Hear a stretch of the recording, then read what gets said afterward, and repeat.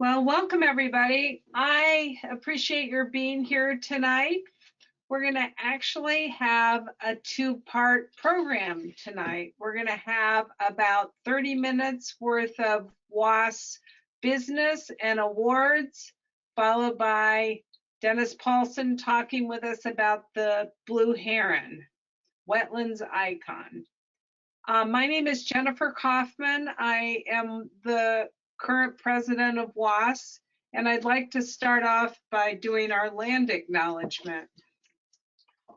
WOS acknowledges that tonight's meeting is broadcast from the many birders referred to as the Puget Sound lowlands. We acknowledge that this is the traditional home of the Coast Salish peoples, including the first people of Seattle, the Duwamish, who have stewarded this land for generations. Our enjoyment and study of birds and their habits extend across vast and far-flung regions. We respectfully acknowledge the lands we are visiting are the homelands of the indigenous tribes of the Pacific Northwest. Please tread gently and treat these places with respect. Next slide.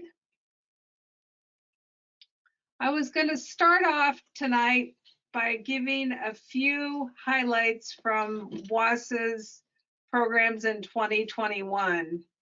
I think that many of you heard by now that the board is very proud to bring WAS members access to Cornell Labs Birds of the World, which has all kinds of information on avian life history and range and behavior from all the birds around the globe. We started offering this benefit to our members in October, and we've had really positive feedback about that. And I wanted y'all to know that Cornell is going to present a tour of the birds of the world at our February meeting, which will have to start a little bit early, but they're going to show us all the highlights and answer any questions that we have. So I hope you'll mark your calendars for February 2022 when we learn more directly from Cornell about birds of the world. I hope many of you were able to hear Dr. John Fitzpatrick, who was the director of the Cornell Lab of Ornithology for 27 years, when he gave a really fascinating virtual presentation in lieu of our canceled Astoria conference. And he talked about how wild birds are the canaries and our planet is the coal mine. And I think for me, it was really fascinating to see how eBird data that many of us contribute is being used to make projections and do research about birds and help plan activities that can lead to their conservation. Ed Swan was the editor of volume 13 of our Washington Birds Journal, which is online. We did an all online version of it this time, and it's got many fascinating articles about birds and birds occurrence and all things related to birds in Washington State. So we should be very grateful to both Ed, who edited the whole thing, and the many, many authors that contributed articles to that journal. So I really encourage you to look at that. We have all 13 volumes of Washington Birds Journal on our website. WAS is in a stable financial position. We've had both generous donors and growing membership that have enabled us to do that. And I must say it's also partially due to the fact that COVID has enabled us to cancel some of our conferences and other events, unfortunately, or in-person events. But it's also given us the opportunity to invest in things like our Birds of the World subscriptions. And as of November, we had 450 members, and we had about 85% of them are in Western Washington, 9% from Eastern Washington, and 4% from out of state.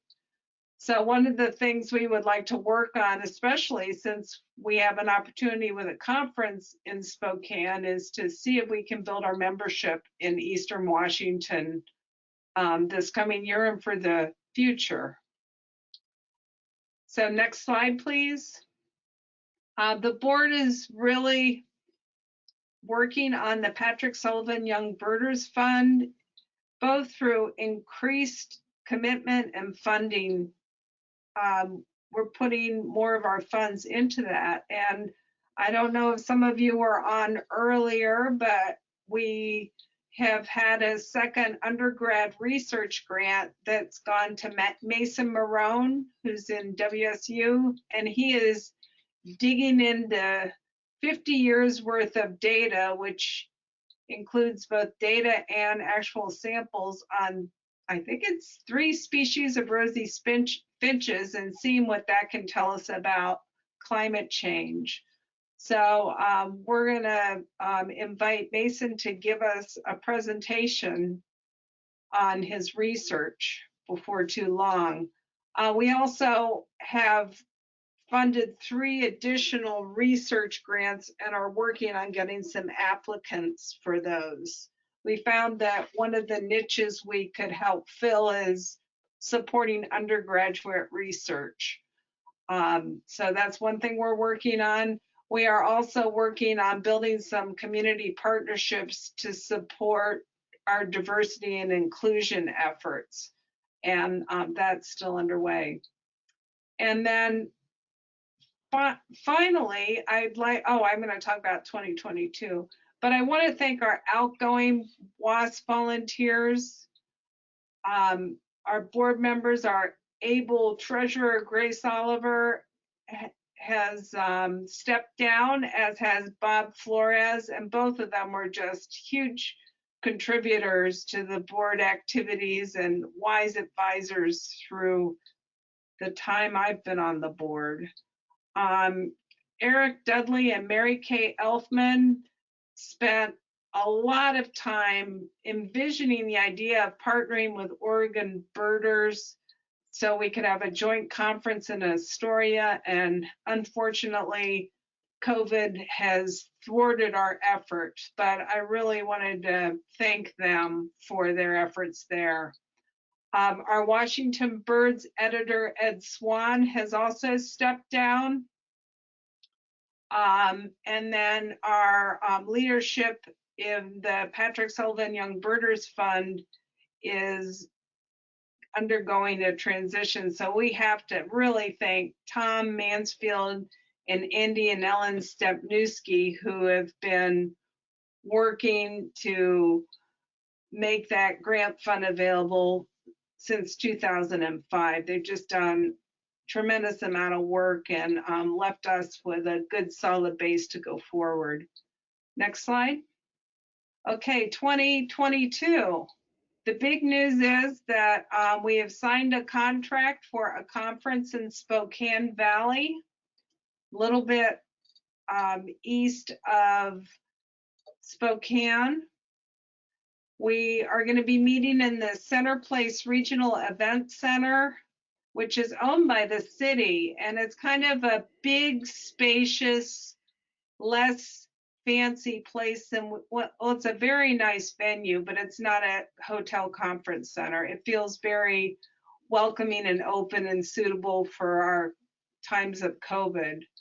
And then within walking distance is a brand new hotel called True by Hilton, also in Spokane Valley. And the information on how to book a room in the group block is already on our website. So I hope that you guys will go on there and reserve your rooms. And we will continue to add information about the conference as we develop it. But you've got the dates and you've got the location. What the board has been talking about is our focus for 2022. As I mentioned a minute ago, we're still working on our partnerships for diversity and inclusion.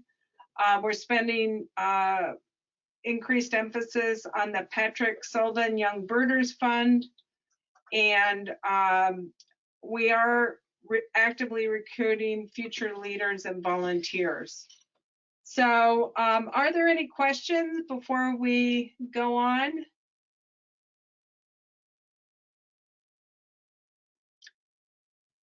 Okay, with that, you can always email any of the board members. All our email addresses are on the webpage if you do have questions, and we'd be happy to answer them. And the one thing I debated doing was putting a long list of the many volunteers that help us keep this program going.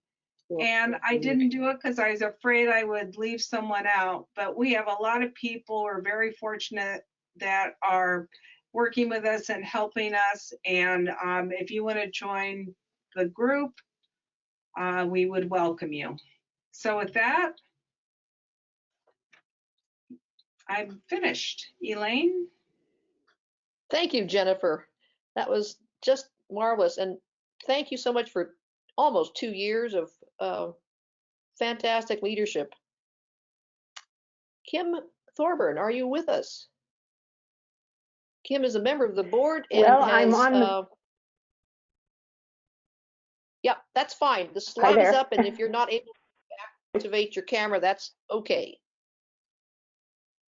Well, I can't even activate GoToMeeting. I'm on the phone with you, everybody. I'm Kim Thorburn in my second term on the board. I'm in Spokane, Washington, which is seeming pretty remote right now, given my internet connection, which is not cooperating at all. So I'm going to try to get through this next portion of the program, which is a real honor to be doing. I'm going to start off with our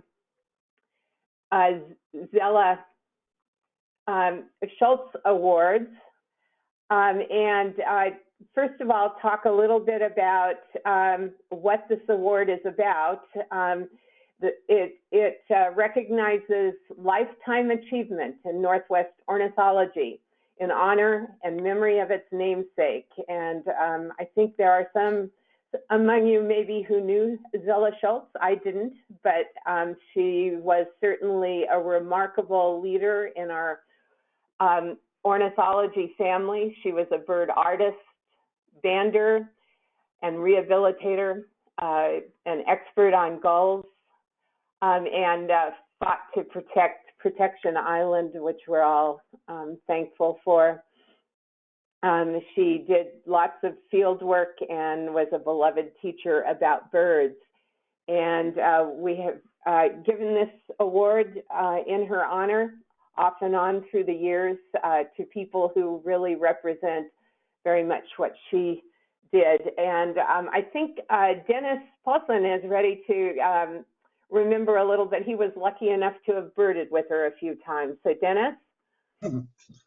Yeah, I did actually. I only birded with her once. I knew her in Seattle through Seattle Audubon, and occasionally met up with her on some function or other.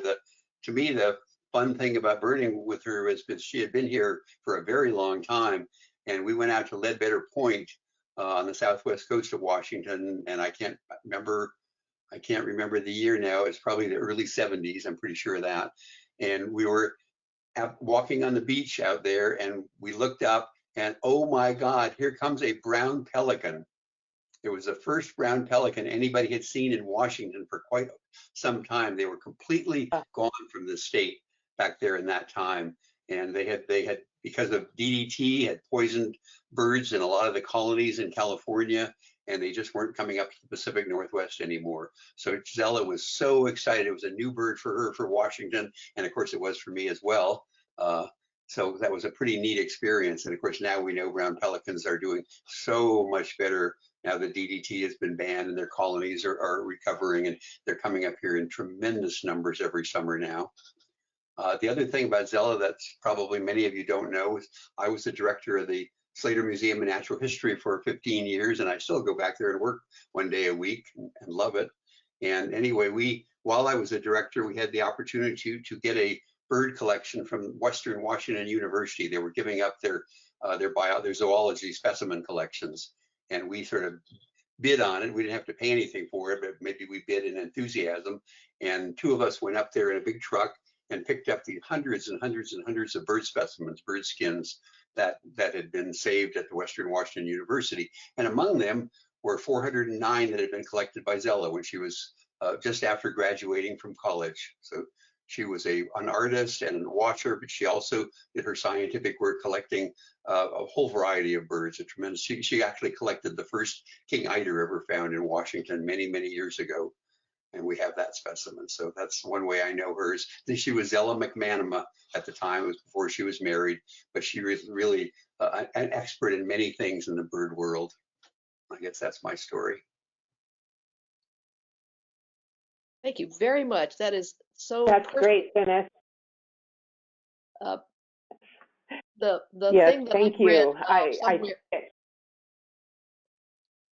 the thing that I had read somewhere said that she grew up on a chicken farm and she used to make her own brushes from the poultry feathers.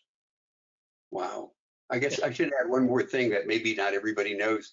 She went out to Protection Island and banded many, many, many glaucous-winged gulls out there, and she took a lot of them into captivity and as chicks. And she actually raised these chicks in captivity and to their adult plumage, which takes 4 years, as most of you know. And she actually recorded the plumage changes. And she was perhaps the first one to find out that all gulls aren't the same, that they change plumage at different times and in different orders. And so a bird with a 3rd-year bill can have a 2nd-year plumage and vice versa. And some of them matured in 3 years and some in 4. So really tremendous amount of information that you'd never think you could get just by rearing all these big gull chicks in captivity. And she published on that. That's the other thing I can tell about her. Fascinating stories. So with that recognition of Zella Schultz, now we're going to recognize, we have 2 awards tonight. And I'm going to start with our first awardees, and it's 2 people who I think we all know well, Jane Hadley and Randy Robinson, who indeed I think characterize what this award is meant for. Both of them have given so much to our birding community, and the slide shows just really a summary of all of their activities. They've been very active in our organization, WOS. Randy was the president of Seattle Audubon, so they've been active in the birding organizations. I think anyone who follows tweeters is familiar with the really great tips that Jane will periodically post to keep us all up to date on what's going on. And they're digital whizzes. They're the webmasters for WAS, or Jane is, and I think people are familiar with the app that Randy has developed, the Birders Dashboard. Jane edited the last version of the Birders Guide to Washington. That's actually when I got to know Jane. I was on the board at the time, and that work was going on, and subsequently made it digital and so much more accessible. And then a real talent, I think, particularly of Jane, is their archivists, and they're retaining a lot of our records for posterity. So real contributions that reflect the Zella Schultz Award, and I'm just so pleased to be providing it. When we thought about the award, we went out and we got some quotes, and the quote that's shown here by Jack Stevens truly, I think, recognizes who they are. I love the no drama, no negotiation. When they see something needs to get done, it gets done. And I have a short story that I think reflects that impression that both Jane and Randy can make. As I mentioned, I met Jane when I first was on the board a number of years ago. And I'm, like I said, I'm from Spokane. I'm not part of the West Side birding social scene, so I don't know a whole lot of people over there. I was visited by my cousin-in-law about 2 years ago, and we were sitting, my husband and my cousin-in-law and his wife and I were sitting around sharing stories that families share when they don't see one another too often. And my cousin-in-law was talking about a landlady and telling stories about her, absolutely nothing to do with birding. And I was sitting listening, and it occurred to me that he was telling stories about Jane Hadley. My connection with her was completely birding, but she made that kind of impression on me, and I knew who he was talking about. So with that, I'm going to turn it over to Jane and Randy. I'm just honored to present this award to you, the Zella Schultz Award.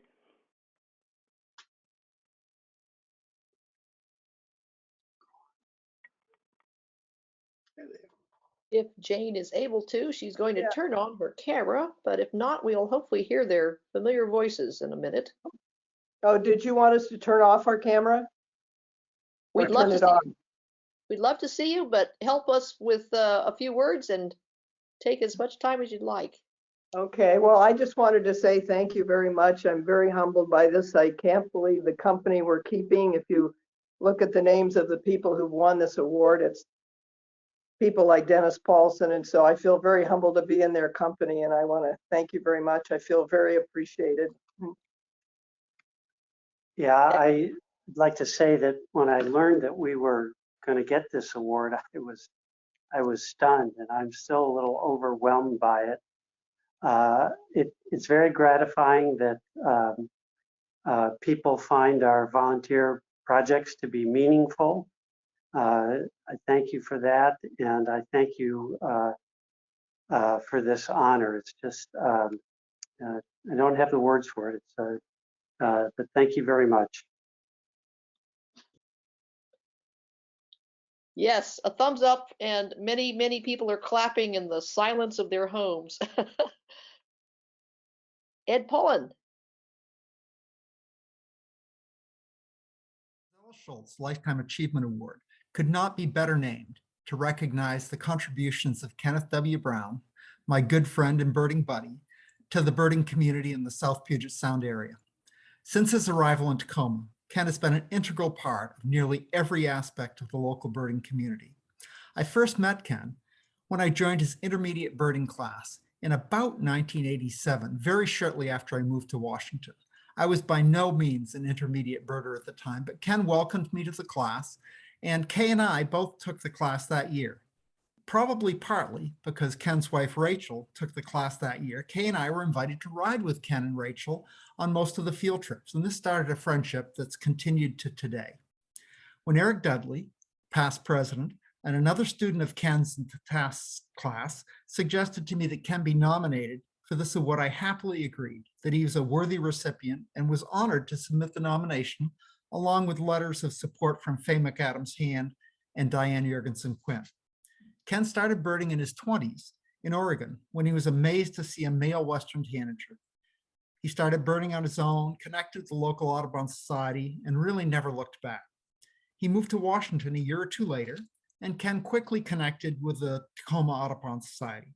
He became a leader in the Pierce County birding community. He became close friends with Bob and Georgia Ramsey, all honing his birding skills with their mentorship. He joined the Field Trips Committee of Tacoma Audubon and shortly later became the chairperson. He recruited many hesitant trip leaders by assuring them that he'd go on the trip with them and help with the bird identification. And so had lots of willing leaders who might otherwise have been intimidated. And because of that, Ken went on a lot of trips and met a lot of people and helped them with their birding. Before long, Ken started teaching his classes for Tacoma Audubon. This became a twice-a-year class every spring and every fall, where he covered all the species reasonably likely to be seen in Washington during that season. He taught well over 1,000 students over 35 plus years in these classes, all without compensation other than the thanks and friendship of hundreds of birders who consider Ken a teacher and a friend. Ken's classes became so popular with students that within hours of opening, signups for the classes were always filled and often with repeat students. Ken tried to address that by limiting signups for the class to new students for the first week, but we quickly learned that at 8 a.m. a week after the class opened, we could sign up, and within 10 minutes, they were usually full. On one trip, Ken, Diane, and I thought about this issue. None of us wanted to miss the great field trips, the learning in class, and the fellowship that these classes offered. So we decided to start a local birding club. We named it ABC Birding for Advanced Birding Class, Ken's Tahoma class. We started monthly meetings and regular field trips that closely resembled Ken's field trips in the class along with others. And he limited the classes to new students, which met everybody's needs. Recently, Ken's become more active with the Washington Ornithological Society. He worked as a field trip coordinator for the recently canceled Astoria Conference, lining up all the leaders and trips. Maybe less well known in the King County birding scene, Ken is a person who's given generously and prolifically to the birding community in the South Sound area, and in every way represents the qualities recognized by the Zella Schultz recognition recipient. I'm honored and extremely pleased to present Kenneth W. Brown as a recipient of this prestigious award.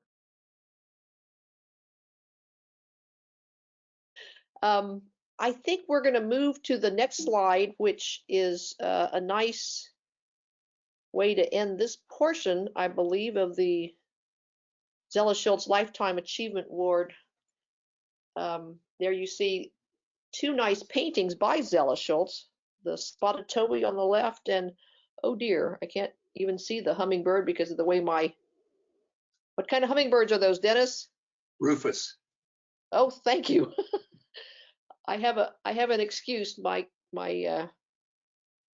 control panel's blocking it.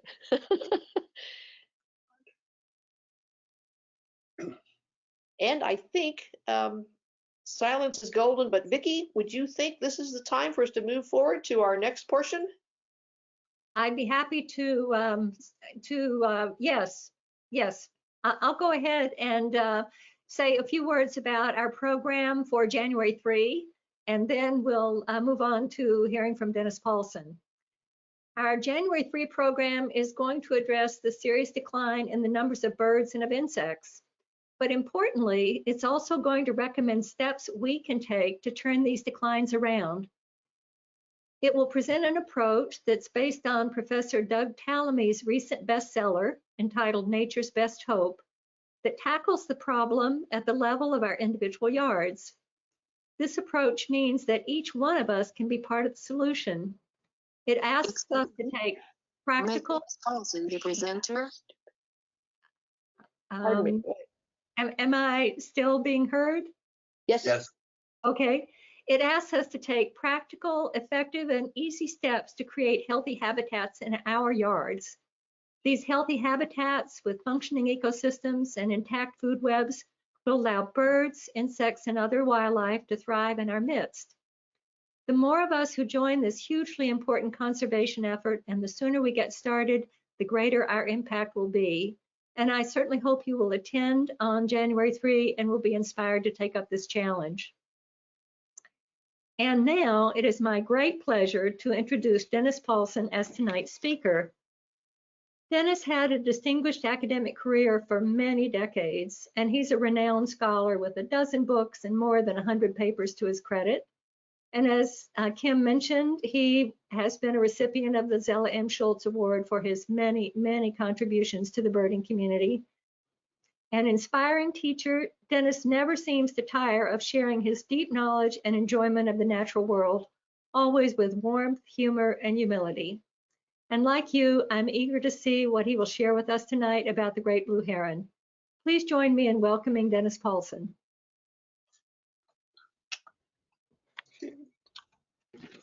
There we go. Can everybody see that? I'll hope. Can everyone hear me? No response at all? Oh boy. My Herman, microphone. We can hear you. Oh, You're doing good, good. fine. Yeah, both the picture and your audio is good. Yeah, I'm making sounds here. That's okay. I'm going to talk about Great Blue Heron. It's a wetlands icon. It's a bird that's well known probably to everyone listening to me. But maybe I can tell you a few things that are new about it. Okay, I gotta do something different here. I see. Can't believe this sometimes. No, I'll have to get out of that. Go into this. Try again. There we go. So probably many of you know, especially Seattleites, that it was proclaimed our official city bird in 2003, quite a while ago now. Time flies.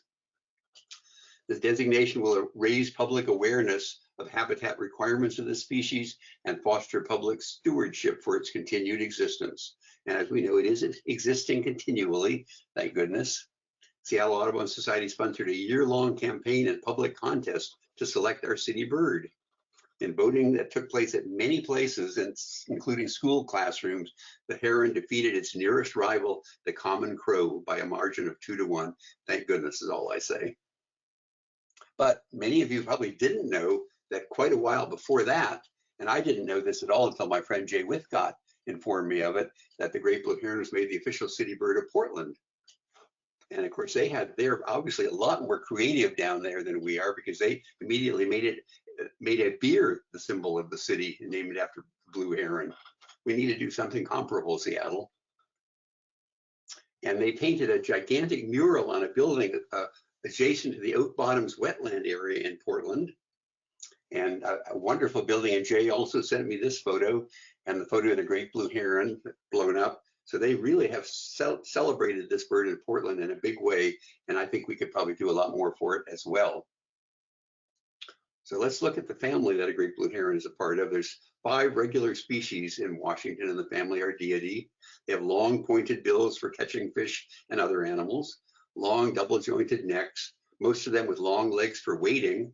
They have lax feathering, which means it doesn't really stick together nicely like that of, say, waterfowl, with powder downs, and I'll show you those. There's a comb on their middle toenail for preening. These are special things about the heron family. They develop plumes in the breeding season. Most of them nest in trees. And I'll be talking about one of those species, a Great Blue Heron. This map from Birds of the World, which now Seattle Audubonites, now WOS people have access to, shows in orange the breeding range, and purple the all year range, in blue a winter range, and yellow where they migrate through, where they don't particularly breed or winter, but they migrate through there, which means basically it's all over North America, from southern Canada, and in the winter all the way down even to northern South America. I'm sure that line along the US-Mexican border is artificial, just there aren't very many bird people in the far northern parts of those northern Mexican states. I think it's probably too dangerous to go birding there now. So we need to know a lot more about the species in those areas as well. In the country, when I was growing up out in the country, people living out there would call them cranes. I heard them called cranes in Florida many times, and that's what people thought they were. But of course, we all know they're not cranes. They're a totally different order and family of birds, not related at all. And you can see, and this is the only time I've ever seen a heron and a crane right next to each other. I was really pleased to see that at Ridgefield National Wildlife Refuge one day. You can see they're very, very different looking birds. They're sort of more or less the same size. The cranes way more. They seem to have a more substantial body, and very easily distinguished by those very long tertial feathers coming out of the base of the wings, forming this great big bustle on the back. And they're very different looking birds when you home in on the heads as well. The heron looks like it's just made for spearing. It's like the head is just sort of there to be an anchor point for that gigantic bill that goes down and captures things. And the crane, on the other hand, looks like it's got a bigger head, a very different bill, a shorter bill. That big head may well be mean that it contains a bigger brain. And sandhill cranes are social birds, so they have social interactions that they get, which Great Blue Herons don't. Great Blues are really lone birds, except when they come to their breeding colonies. Cranes, on the other hand, form flocks that migrate together, that hang out together, that interact. So that's something that builds a big brain, as we humans ought to acknowledge. They're much more varied in their diet. Great blue herons are entirely animal feeders, mostly fish. Sandhill cranes are primarily plant feeders, vegetation, seeds and vegetable matter of a variety of kinds, roots and corms, and make up the majority of their diet, 70 to 80% in many areas. But they do also eat small animals of all kinds, which they don't catch by spearing. They catch just by grabbing it with their head when they're probing. They actually spend a lot of time probing in the mud for various things that live in the mud, including plant matter. And then you can take it even further and look at their skulls. You can see the skull sort of echoes what you saw in the heads there. The crane seems to have a bigger brain. Interestingly, it seems to have much larger nostrils. You don't really see external nostrils on a great blue heron, but you see quite well-developed ones, and they may well have a greater sense of smell. Not that this is known at all, but it's been suspected that they may have a sense of smell because they even have large olfactory lobes in their brain. But enough of the cranes. So great blue herons are really, like, the bill is just such a significant and dominant part of the body in a great blue heron.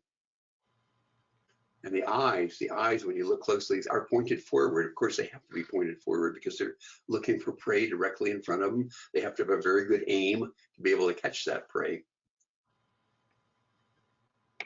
Keeping their eyes clean by the nictitating membrane that they can pull over it from front to back, as you can see in this one. And their neck is an incredible part of a great blue heron. Long neck, long or short, they're tremendously flexible and pliable, can be stretched way, way, way long like these are. I guess maybe they might have even been looking at me, the photographer, approaching them. Or going way, way, way short, nestled right down on the back, it looks like. Look at the wonderful plumes. This heron has breeding plumes that get longer in the breeding season. I mean, they grow new plumes in the breeding season that are longer than what they have in the winter. And that neck curves like that. It's double jointed, as I said, and it can be pulled back just like a snake striking, pulled way back, and then the bill extended at lightning speed forward. And that bill, of course, is used for much more than eating. It's used for preening. So they pretty much preen all over most of their body. Back and front, that long flexible neck is a very good thing to have if you want to preen pretty much all of your body. But the one thing, of course, they can't preen is their neck and head. And that they preen with their middle toenail, which is specially adapted with a comb. So it's one of the characteristics of the heron family. There are other birds that have this comb. Barn owls have them, nightjars have them, but not very many birds do. And this is a characteristic of the heron family. And it's just the middle toenail. It's a very nice. The keratin of the toenail is just divided up into these little segments to make a very nice comb. And they have powder downs. That's pretty much unique to the heron family. If you lift up their breast feathers like these and just look underneath, there's this tremendous powdery feathers. And if you actually feel in them, you will get powder on your hands. There's a powder produced, the feathers are sort of made, and then they disintegrate slowly. And this disintegration causes this powder that the herons can then put their bill in there and get this in their bill and use it for their preening. It's even closer up there. A very, very interesting and special part of a heron anatomy. They take baths. You know, they live around the water a lot, and you don't see this very often, but I was really pleased to see this one doing it. And they'll get right in there and bathe like any other bird. And then they dry out. They really seem to favor, in the early morning, especially when the sun is shining, spreading their wings out like that and airing out. I don't know if some of it is drying, some of it is just airing the feathers out to keep them nice and clean and preened, but that's what they do. And I don't really know any other birds except vultures that do this. There's another one doing it early in the morning. Beautiful adult. They're not just blue, they're gray and brownish and chestnut, and very colorful birds, really, if you start looking at the whole plumage. There's another one doing it up in a tree. So if you watch Great Blue Herons a lot, you get to see this. But let's go into what they really seem to do well is to catch fish, to catch prey. And that curved neck is now what's something that really helps them in that. They can forage in shallow water like this. They can forage in deep water right up to their belly. And they walk along very slowly, looking for fish in front of them. And they can, and when they see where they orient toward it, they move very, very slowly, getting closer and closer to it, and then bam. I don't know how many photos I made of great blue herons striking into the water like this, but it's a fun thing to watch. And that one didn't get a fish. They by no means do they always succeed. They succeed in very variable. I looked at some of the literature, and you really, it's sort of silly to say the average, but the average is probably 40 or 50%. But in some situations, they miss more than they catch. In other situations, they catch most of what they go after. Probably depends on the fish a lot. But they do pull up fish in many of these strikes. Little perch or gunnels or sculpins. Those are among the very commonest fish in shallow water in our saltwater areas. This one was in California. I never was quite sure what the fish was. They can also hunt from floating vegetation like water lilies in freshwater or kelp beds in saltwater. Notice this is a beautiful adult here with a white crown and the black superciliary streak there and plumes. This is a fresh juvenile with a dark crown and none of those plumes, quite different looking bird. This one's coming into the breeding season where they have brilliant orange bills at this time. They hunt in marshes as well, and where they can catch things like bullfrogs. They catch a lot of amphibians, both salamanders and frogs in such places. And they hunt in the uplands. They hunt in prairies and meadows. You can see them doing this at Ridgefield National Wildlife Refuge. You can see them doing this in the Kittitas area east of Ellensburg. When you drive down I-90 and see a great blue heron standing out in the field there, it's not just resting, it's hunting. And it'll stalk its prey just like they stalk fish, move very, very slowly, orient toward what it's trying to catch, and bam, come up with a vole. Voles are very important parts of heron diets in areas where there are open prairies and meadows and lots of these small rodents. They eat just about anything they catch. They eat reptiles, including baby turtles, lizards, and snakes when they're in areas where they're foraging. It's the garter snake. And of course, there's an old adage in biology. We say, if it eats, it poops. And that's what this heron is doing as it flies over. I'm sure most of you know that birds basically mix their urine and feces in a substance that's largely uric acid. That's why bird poop is white, and it mixes together in the cloaca from the digestive tract and the urinary tract into this whitish semi-liquid stuff that we can call nicely poop. And that's a typical bird. Great blue herons are not particularly social, as I said, but they can aggregate in areas or congregate in areas where there's lots of prey. This was at Deer Lagoon and Whidbey Island as the tide was going out. Must have been a lot of fish in there to eat because these herons just kept coming in to feed. But they can be, when they get near one another, they tend to be very aggressive. If one gets too close, they will run after it or fly after it and chase it away. Here's one that's saying, oh my God, I got to get out of here. But you can see it from this, the neat things about a flying bird, how they spread their tail out tremendously wide to get increased lift. They get their lift when they fly from their both their wings and their tail. And when they land and when they take off, they really spread that tail wide to get that extra lift. When they take off, they push off with their legs, open their wings at the same time. The legs flex, and you realize that this is the ankle, not the knee. The knee is up here inside the feathers. And up they go. They spring up with the neck, the tail wide, the wings open wide, the neck straight. There's another one taking off from a rock. Same sort of phenomenon, though. Great big downstroke of the wing as soon as they get up in the air. And then they fly for a little while with their neck out straight. But then they quickly fold it back into the usual heron position, makes them such distinctive birds in flight. Most of you probably know that a great blue heron and a bald eagle have wings not that different in size. The eagle is much, much bigger, heavier bird, but the heron has huge wings. And I think one of the reasons herons have huge wings is when they fly into a place to fish, they can come down and land very gently. You know, when a duck comes into land, it's a giant splash, or a loon or a grebe or many of the floating birds. But a heron in shallow water will land so gently it hardly makes a ripple. And I think one of the reasons for those very large wings is the ability to do that. When a heron flies, its wings are bowed. You can see how they're sort of curved downward at a tremendous distance. You can see that. And an eagle, on the other hand, holds its wings perfectly straight when it's flying. So they're straight and flapped up and down, but a really different look than a heron if you can't see the long legs, etc.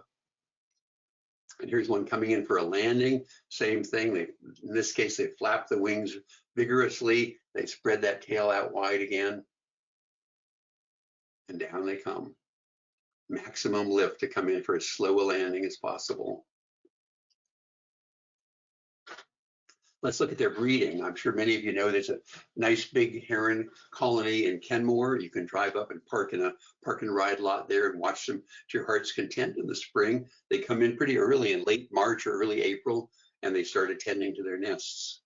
There's other nesting areas, plenty of nesting areas, and I have by no means is this exhaustive. There are many more than this. There's a big colonies at Sauvie Island and near Portland. They breed on the Okanagan River, where they nest with double-crested cormorants, also at the Potholes Reservoir in mixed colonies like this. And this time of year, these birds develop their bright bills and they start courting. And male and female will land near one another and just do all sorts of neck bobbing and neck twining and just making a wonderful, almost a ballet of courtship. These happen to be in Florida, so they're paler birds that we have here. And then the female goes to the nest, and they, of course, we would think they would use the nest year by year, but I've actually read that they actually change nests very frequently. There's relatively small percentage of them use exactly the same nest year to year, but they will come in and land on a nest that some other bird made the year before and start refurbishing that. And the males go out and collect sticks. That's the duty for the males, is to go out and get more sticks to make this nest better. And they fly back to the colony with their sticks. And they land on the nest. And the female, in this case, is on the nest, probably incubating early eggs or one or more eggs that she's laid. And she stands up and he gives a stick to her, sort of almost like a ritual thing. And then she puts it in the nest and works it in while he watches. And then she's back down on the eggs and he's preening. He said, "I did a good job, didn't I, dear?" There's another one coming in. These are at the Kenmore colony. Again, almost looks like a ballet when they're in flight, when they flap those wings and slow down and come in for a landing. In this case, he's copulating with her. So birds copulate very frequently in the spring, many, many times a day, perhaps to make it much more effective that the sperm has been transferred, to keep the pair bond strong. But you see this even after they've laid their eggs, they can continue to copulate. You got to be careful though. You can't carry sticks that are too long. This one made a terrible mistake and hooked his stick on a concrete platform at the heron colony in the Everett Marina. And he let go of the stick. The stick was hooked. I didn't get a picture of that, but you see what it did. It turned the bird right around, and he let go of it then. They lay 3 to 6 eggs, chalky blue, very pretty. And as spring goes on, they typically nest in deciduous trees, occasionally in conifers, but mostly in deciduous trees, I think. And perhaps because they're much more open at times when they'd be flying in and out of the nest more. But the leaves, of course, come out on these trees and little by little hide parts of the colony. And at some point here, you can see the leaves are still coming out. In this case, the eggs have hatched and they've got live young now. And those young just get bigger and bigger. And again, there's a variation of, as I say, 2 to 6 eggs, which means if all the eggs hatch, quite a variation in the number of young in the nest. Most of the nests we see have 2 to 4 young when I've been watching them, but occasionally more. Now we switch to the colony, and as you can see from the big parking lot by the Everett Marina, perhaps the best place to observe great blue herons nesting. You can set up a spotting scope there, watch them to your heart's content. Very, very different sort of situation than those big trees at Kenmore, but much more visible all through the breeding cycle. And here's the same exact thing is happening. The male's bringing in sticks, and you can see how big some of the nests can be when they first put these long sticks in them. And you can see a lot of billing and cooing and domestic bliss in this colony if you watch them.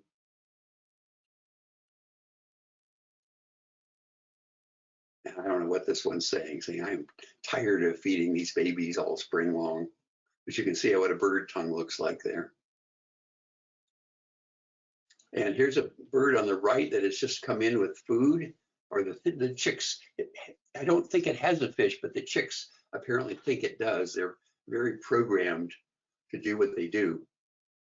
Because the adults, when they bring in a fish, they carry it in their bill usually.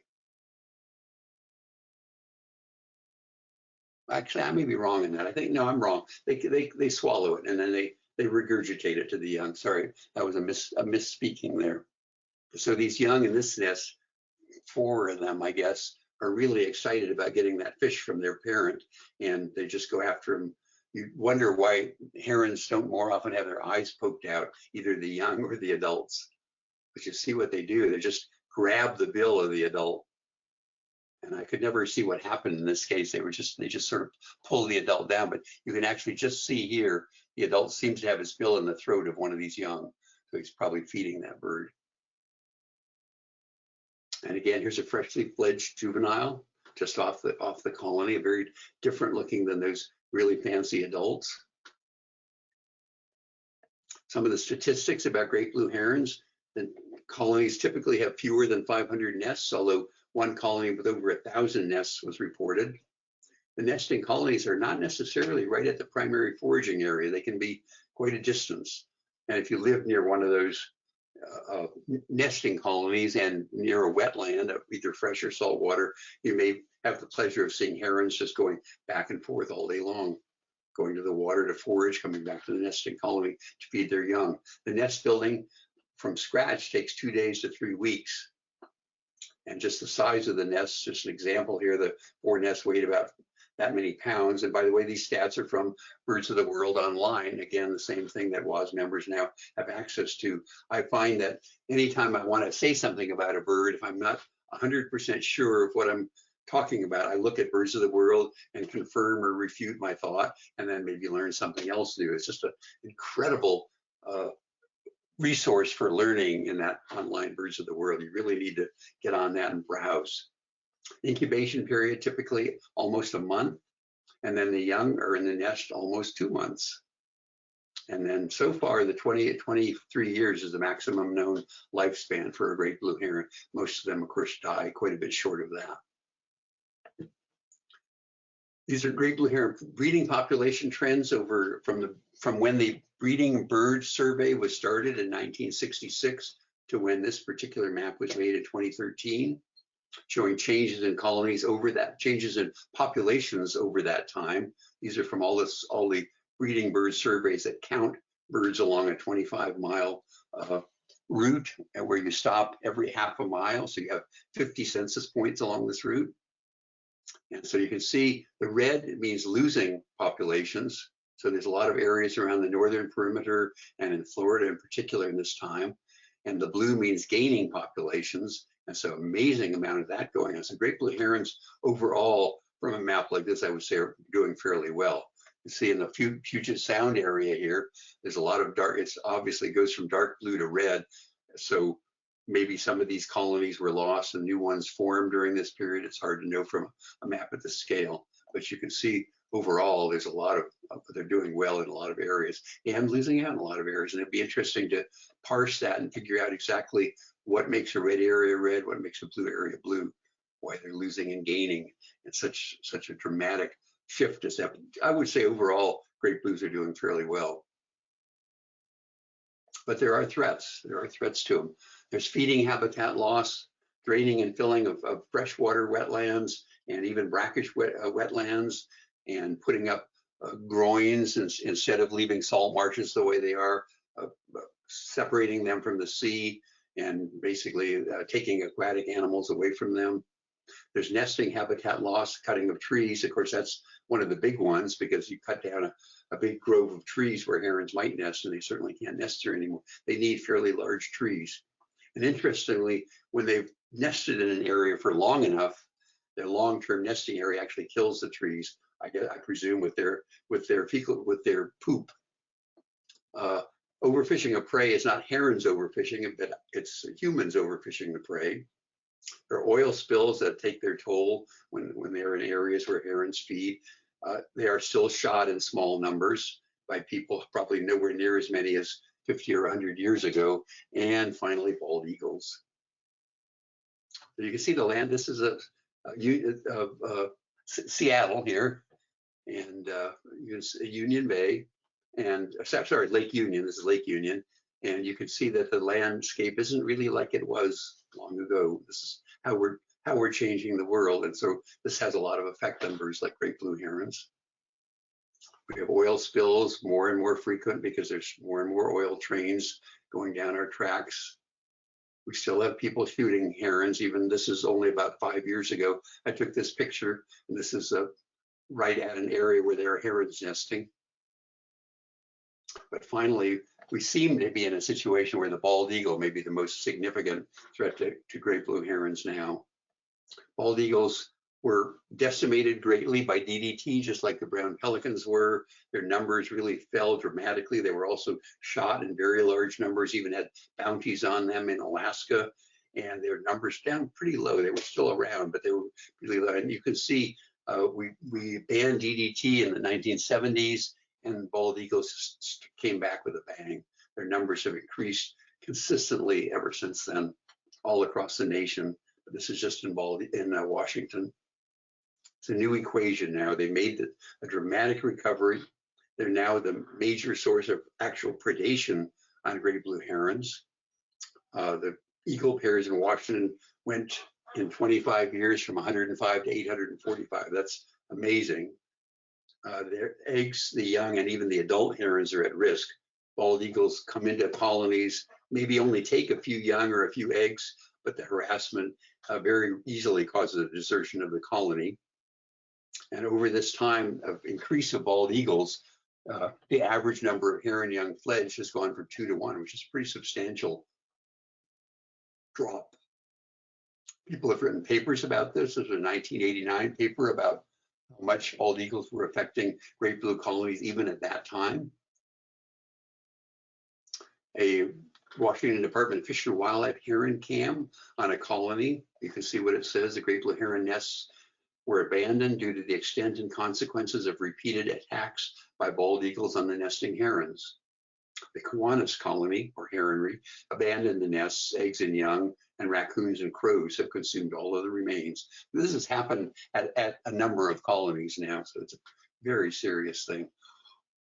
Seattle Christmas bird counts with great blue heron and blue sort of keeping steady, fluctuating a lot from year to year, probably depending on all sorts of things about weather and observers and so forth, but the bald eagle at the same time consistently going up and up and up. You have to really go to Harrison Lake in British Columbia to really appreciate bald eagles. Go there at Thanksgiving time, and this is what you'll see. This day, I counted 500 bald eagles in sight at once in the trees around Harrison Lake, or Harrison River, actually this was near. And then you go in the edge of the lake and you see scenes like this. If you're an eagle lover, this could just be nirvana. But I have found in the time I've lived here that eagle lovers are declining just as eagles are increasing. And this is not my photo, so I got this online, but they even chase the adults. And you can see what I meant about the wings not being terribly different in size. And let's look just for a minute, close relatives of the great blue, kind of fun. The great egret is in the same genus as the great blue heron. There's one standing in front of a great blue. The one on the left is not a heron. That's a black vulture. This is in Florida. The great blue heron has a white morph, and as many of you know it, in the Florida Keys and the West Indies. long called a great white heron, but it is a color morph of the great blue. And there are gray herons in Eurasia. This one was in Namibia. Very similar to the great blue in habits and size and so many ways. A Kukoi heron replaces it in much of South America. This one has just eaten an armored cat, grabbed an armored catfish here. The black-headed heron over much of Africa. This is in South Africa. And the Goliath heron, the largest heron, also in South Africa. It's probably weighs twice as much as a great blue heron.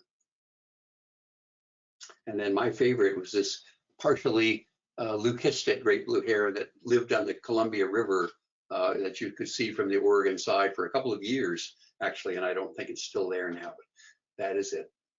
Thank you. I always enjoy talking about great blue herons. Anybody still there? I put you to sleep? Questions? Not at all. It was wonderful. Dennis, your photographs were astonishing. You have so many. It was such a rich collection. Thank you very much for sharing. My pleasure. So this is Kim. Could I was wishing I could see the photographs since I'm having the internet problems, but I'm on the phone. And I'm wondering if I could make a comment or ask a question. Yes, please. Thank you. So Dennis, that was fabulous. Even just listening to it and not getting to see your photographs, which I hope I get to someday. So your point about the eagles is one that I think about a lot.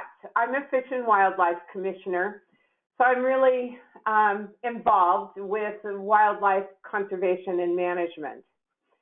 And we're running into the issue of predator threat to many types of species populations, and ones that are in critical shape. And it's interesting that sometimes it's species like the bald eagle that were protected under the Endangered Species Act and have made such a wonderful recovery that all of a sudden they're threatening other species.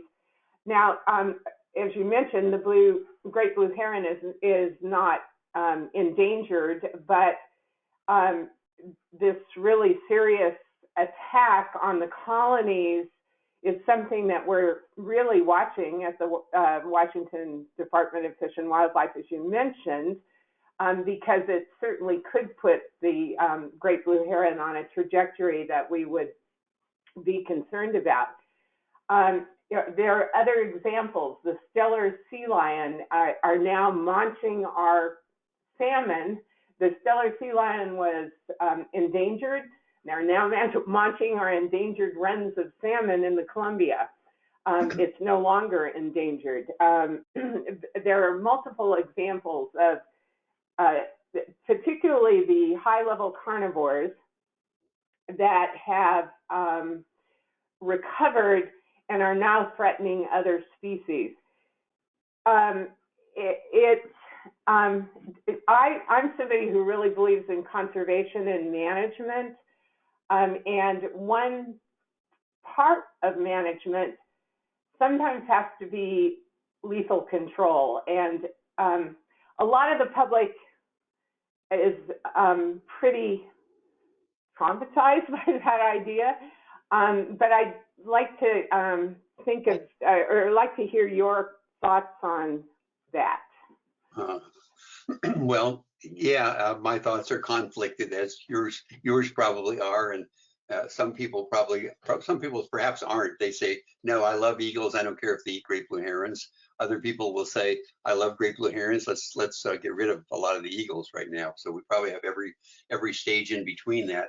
And the answer is a very difficult one. I mean, I don't know that it would accomplish anything, for example, by catching a lot of bald eagles and translocating them somewhere else. Somebody may not like this, not in my backyard sort of thing. We have a problem there. I don't know what the answer is. I don't know how you can protect great blue herons from bald eagles. Not only great blue herons, sadly, but common murres and Caspian terns and perhaps some others that we don't even know about at this time. It's a real problem. And of course, people have said that bald eagles used to feed on salmon, and there are so many fewer salmon now that they're more likely to turn to something like great blue herons, except there weren't really that many salmon in May and June when these eagles are attacking the herons. So I think that's probably a fallacious reasoning there. It's not, not that the eagles were well fed in May by eating salmon in January.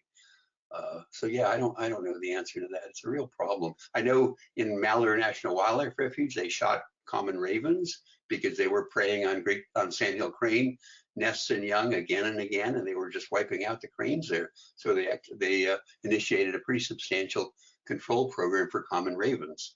And I guess maybe it worked because there are a fair number of cranes down there now. We all know about the barred owls that are being shot to try to save spotted owls, and that's probably not doing it either. So it's a dilemma in my mind. That's not much of an answer, I know, but. Dennis, we have a question, and maybe Well, I can. Go ahead. Kim, what'd you But say? I was just going to add, having worked with it, lethal control is not sort of an across the board attempted eradication. There is a lot of research that's going on to make it very targeted, and I know that most of us react as you did, Dennis, to the notion of it, but I would just advocate that it is an important part of conservation in these really situations that feel like conundrums. So thanks. I'm sorry, I'll stop talking. Kim, I agree with you 100%. I shouldn't have made it sound otherwise, but I agree with you, but I know so many people probably don't. And I think that's what makes part of the dilemma that I'm talking about. Yeah. Anyway. Yeah. Dennis, we have a question that, if I may, I'm going to package it slightly to pull some more information out of you.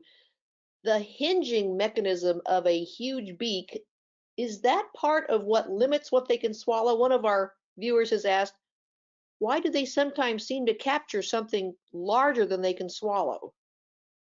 You saw how small a brain they have, but beyond that, their bill is flexible. I wish I could go quickly back to the slide of the skull, but anyway, the bill is the lower jaw is somewhat flexible. It's basically V-shaped. The lower mandible of the bill has two long struts that attach it to the skull, and those struts can expand a little bit, so they actually can expand a bit to take in a large prey.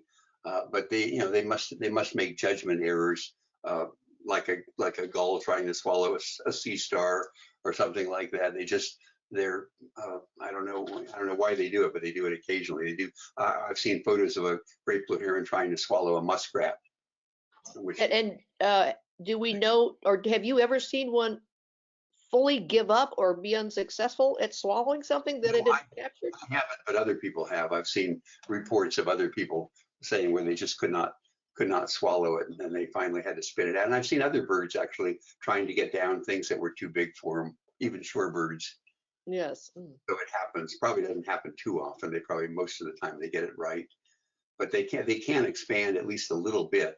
And of course, their skin allows their throat to expand. You see a big bulge going down the throat of some fish-eating birds like cormorants or loons that swallow a particularly large fish. You actually see it traveling down the throat, but they can do it. It expands. Here's another great action question. When a heron strikes at prey in the water, do they protect their eyes with the nictitating membrane? I wouldn't doubt that they do, since it goes from front to back. They could.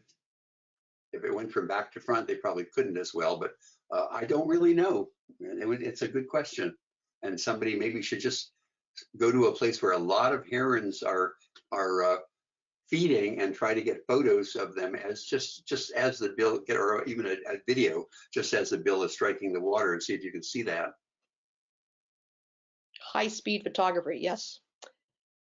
Here's a very timely one. Are great blue herons at threat from rodenticides?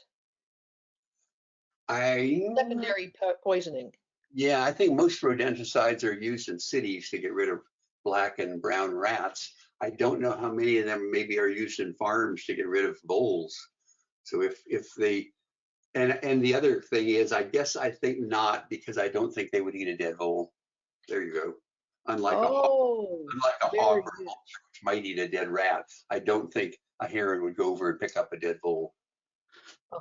Or a slow rat is more like the ones that we're concerned about some of our raptors picking up, because they're slowed down as they start to be poisoned. If anyone else has questions, we'd love you to either unmute or type them in the chat.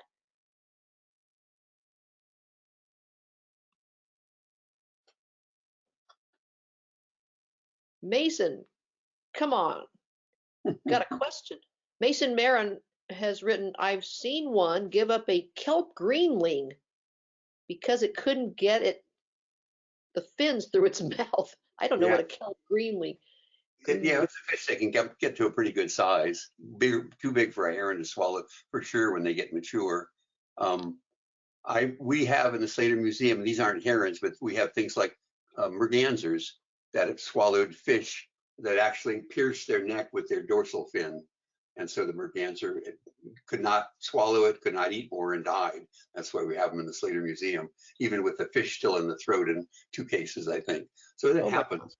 It's pretty rare. And a lot of bony fish have spines on their dorsal fin, possibly their anal fin, possibly their pectoral fins, and even pelvic fins. And so those spines are anti-predator things. They're to keep something else from swallowing them. And they probably work against great blue herons at times too. Excellent. I have a tiny little story.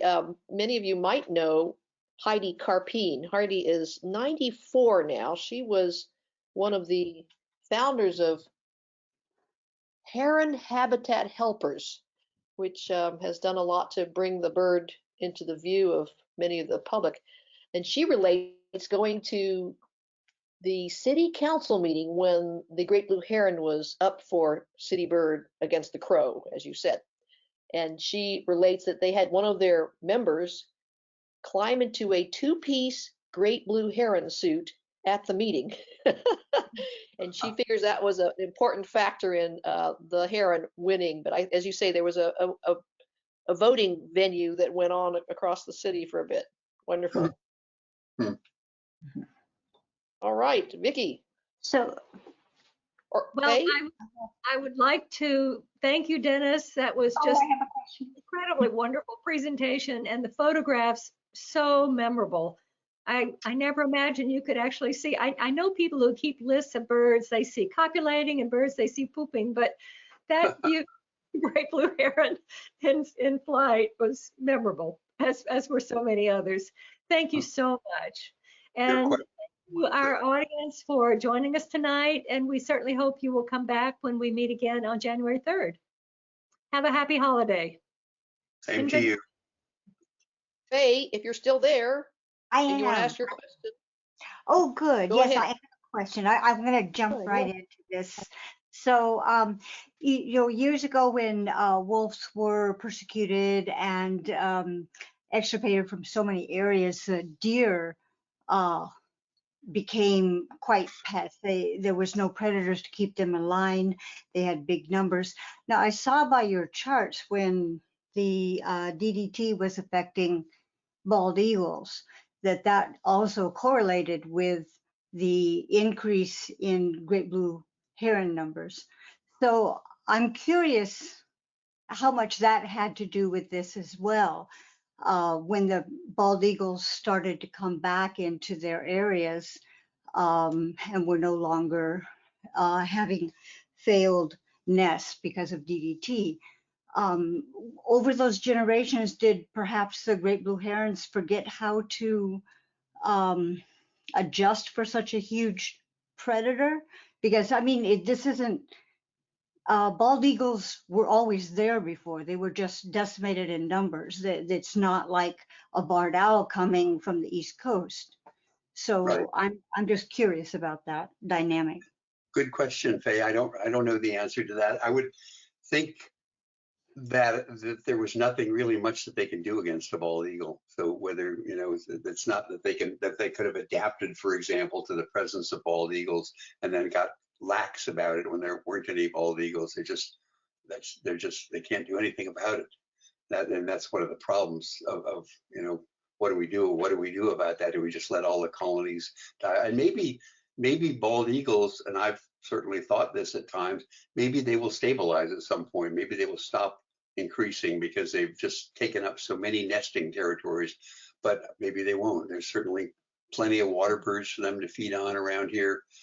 Even if great blue herons got scarce, they would still have ducks and coots and other colony birds. They don't, for some reason, they don't seem to decimate glaucous-winged gull colonies like they Caspian terns and murres. And it may be that the gulls are big enough and common enough that they can actually mob eagles out of their territory. You certainly see gulls mobbing eagles. And so it may be that they, even though I've seen several times, I've seen great blue heron, I've seen bald eagles catch glaucous-winged gulls, but it may be that those colonies are relatively safer because there are so many of them and they're as big as they are and as fierce in mobbing.